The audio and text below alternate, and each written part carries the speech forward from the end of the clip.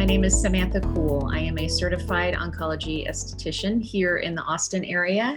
And what I do is I spend my days working with people who are going through cancer and cancer treatment, and they're experiencing sensitivities and complications with their skin, and they're not quite sure what to do about it. So I am honored to have been asked to put together some information on why taking care of your skin during cancer doesn't have to be complicated. And I really believe that that is true. It's a matter of understanding what's happening with your skin and what resources you have available to you in order to take care of your skin at home. And then if you choose to go and see a professional to augment that, how that works as well. So again, taking care of your skin during cancer doesn't have to be complicated. That's what we're discussing today.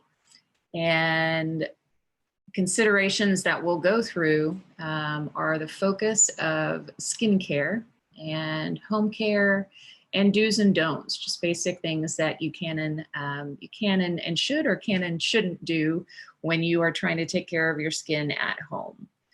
So as far as the focus of skincare, I think this is a really important point to make. Taking care of your skin while you're going through cancer requires a very different mental approach. It's all about calming, soothing, hydrating, treating, and loving your skin, and in essence, helping your skin help you. So our skin is our largest organ. It spends all of its time protecting us from external aggressors that we come in contact with every day through the environment and elsewhere, and making sure that, everything that is within our skin stays within our skin and helps to hydrate and protect and transport valuable proteins and lipids and different things that are in our system that help keep everything supple and going and moving. So changing your focus from I am dealing with skincare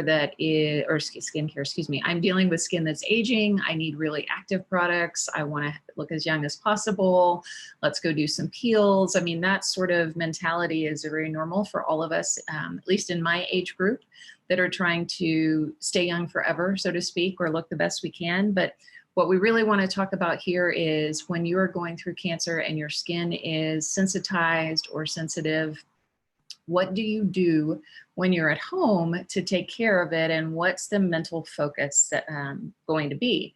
So to reiterate, we're looking to take care of the skin that we have and make it the best it can be with ingredients that are hydrating, moisturizing, treatment-based, that focus on keeping our barrier function, doing what it's supposed to do and working and protecting our skin from outside aggressors. So home care do's that I offer would be pick a clean product line to work with. Start with a product line that only has a few products within it. So if you've got a product line that has 27 different products and it's difficult to understand what each one does, should you use something like that that's very complex and you have a reaction on your skin, it's very difficult to then go to your medical team and say, this is what's happened to my skin, and sort of drill down and figure out what it was that caused that. And that's what your medical team will ask you is, what have you done differently, or what may have caused this? So if you pick a clean, simple product line, it's much easier, should something go wrong, to be able to determine what the cause of that might have been.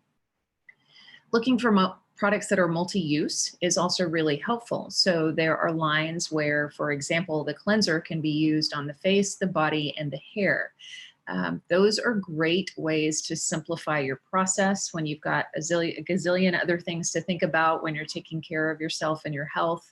Going through this cancer journey, it's really, really helpful to have products that can be used for more than one thing, and just makes your world and your process a whole lot quicker and simpler.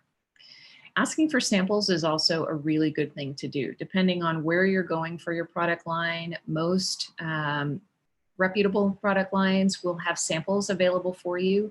And if you get some samples, you can obviously test that on your skin, make sure that you're not going to have any kind of reaction or flare before you invest in full-size items or a complete line of product.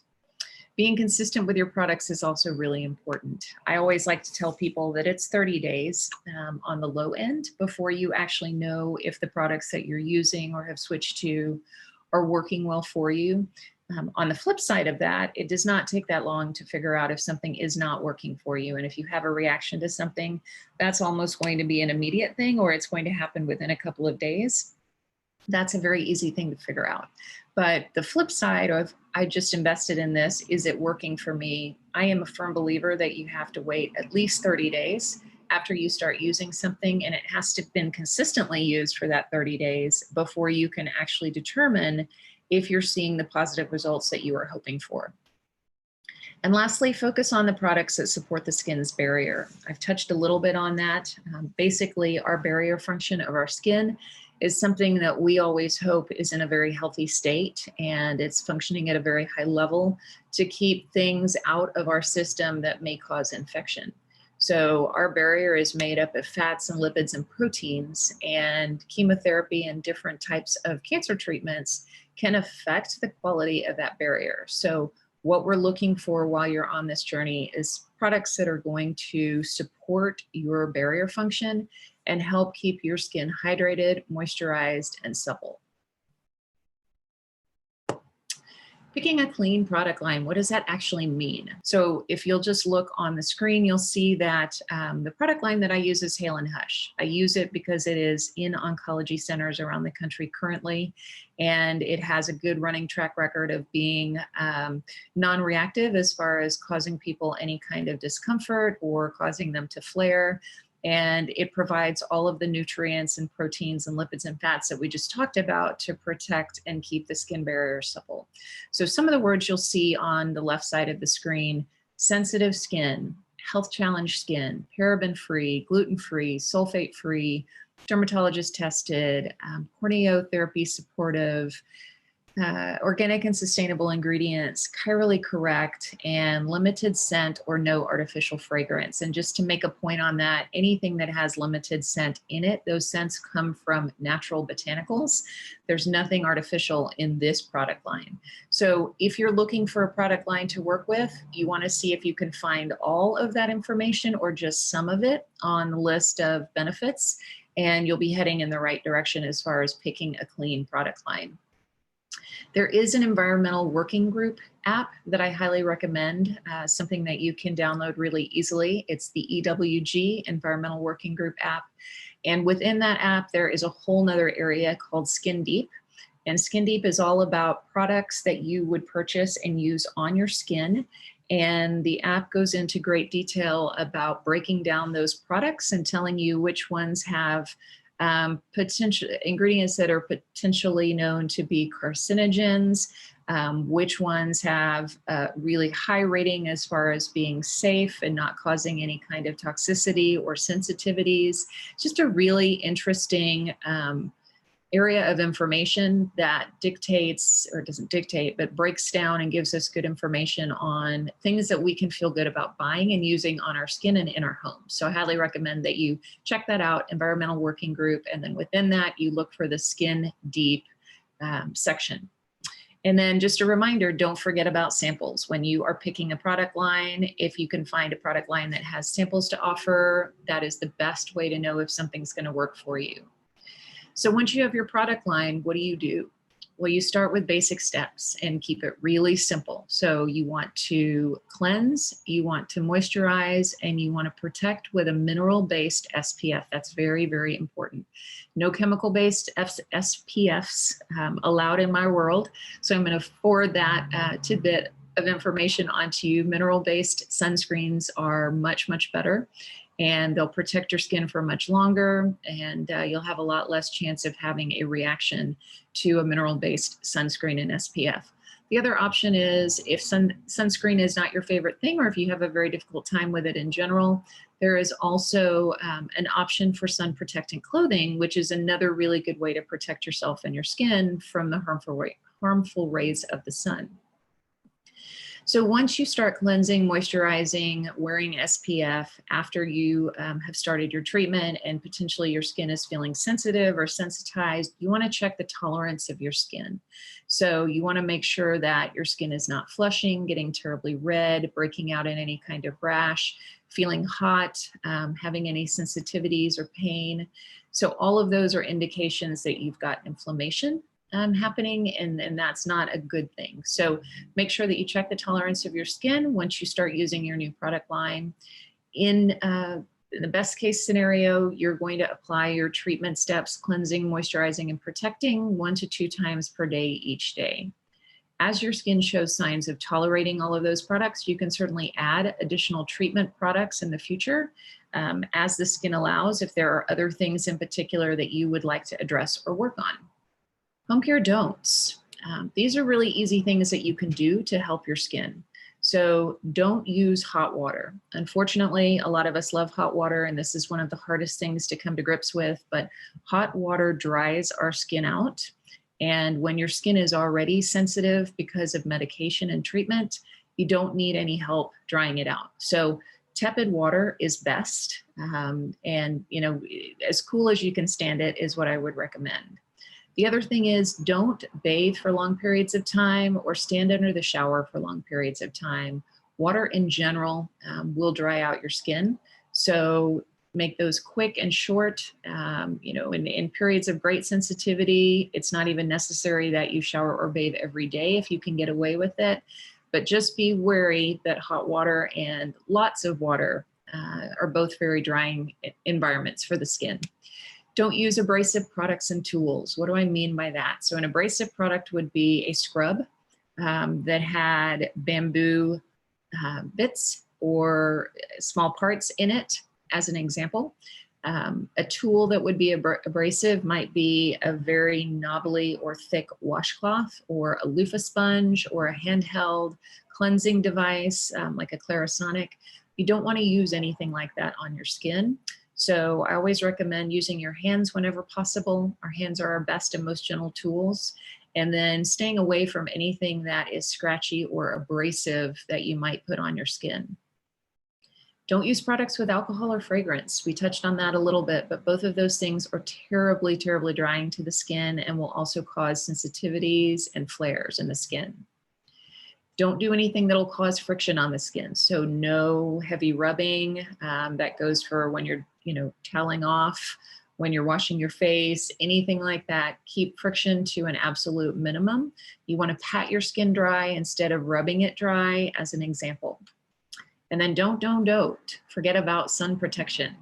That's something that we all hear about and we all know, but it can't be understated.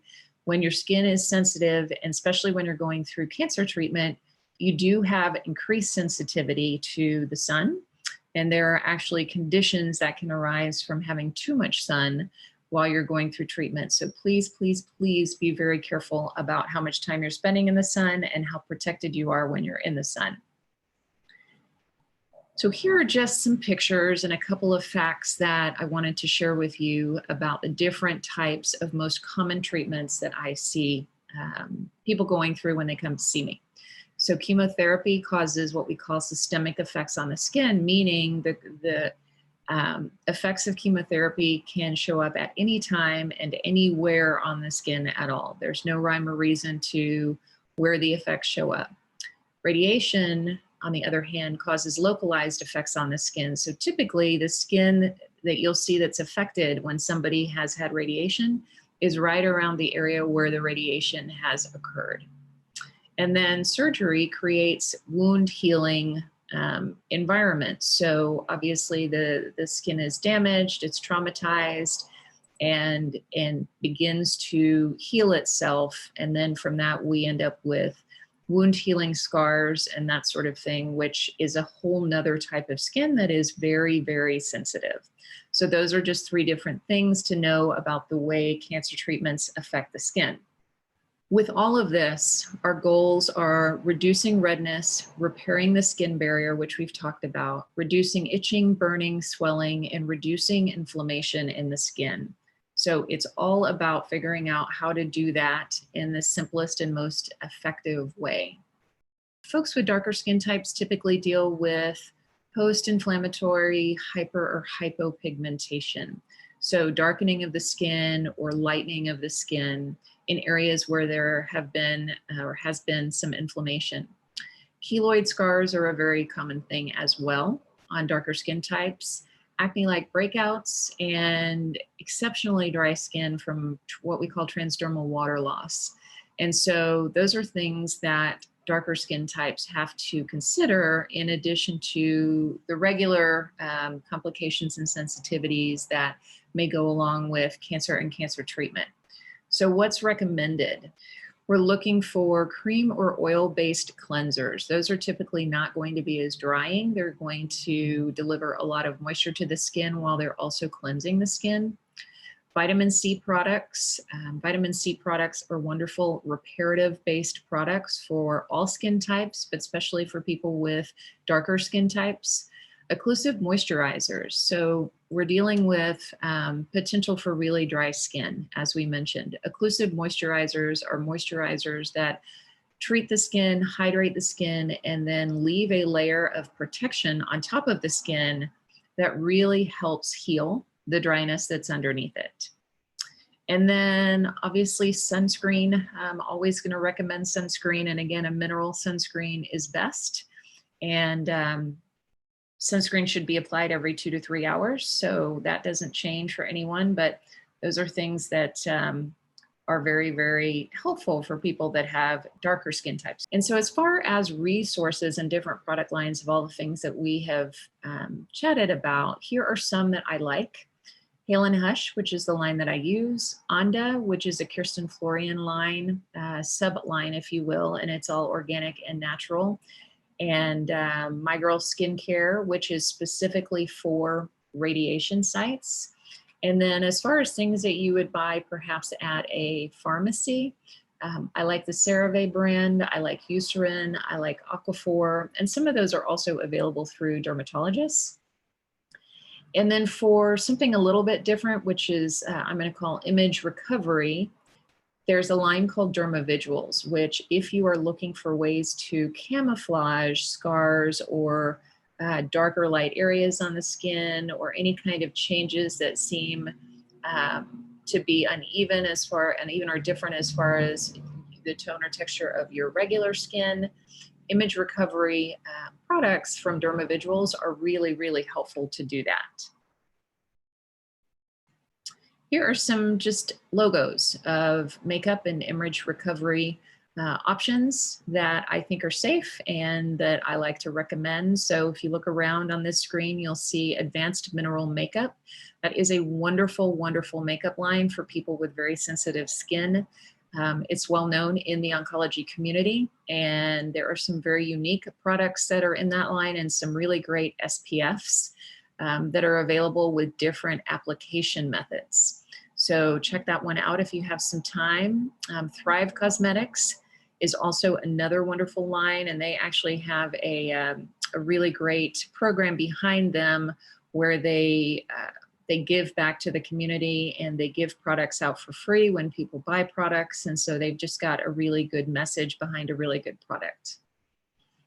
DermaBlend is a professional line that is for image recovery. So if you have anything that you would like to completely cover and not see, DermaBlend is a great line for that. And then obviously Burt's Bees has been around forever. We all probably know about them. They're a great line. They're very steady Eddie. They are good for all skin types, and they have lots of humectants and emollients to be very soothing and very hydrating. In the middle of the screen, you'll see The Honest Company. That's another company that sells products for the home, for the body, for the face, and they are all products that are environmentally friendly and have been tested and you can feel good about.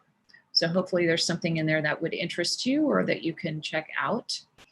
Here is a picture for you of image recovery, as we just mentioned. If you look on the left side of the screen, you'll see that's actually my shoulder. There is a fairly large tattoo in the top picture. That is a watercolor permanent tattoo I've had for many years. And right below it is a picture of my shoulder less than an hour later. after we had gone through the image recovery and camouflage makeup process. So just showing you that because it's sort of fun and interesting to see. And if there's anything that you would like to cover, or if you have an interest in knowing more about that, at least you know that it's out there. So that brings us right back to the beginning. Food for thought about caring for your skin during cancer.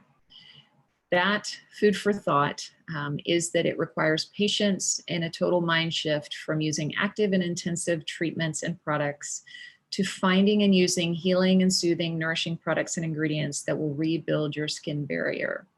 My information is part of this presentation. If you have any questions or would be interested in a complimentary skincare consultation, I am more than happy to do that. And I'm also more than happy to just answer individual questions that you may have about things that are going on with your skin or products you're using. Just happy to chat and help whenever I can. So thank you very much for watching, and I'll see you next time. Bye-bye.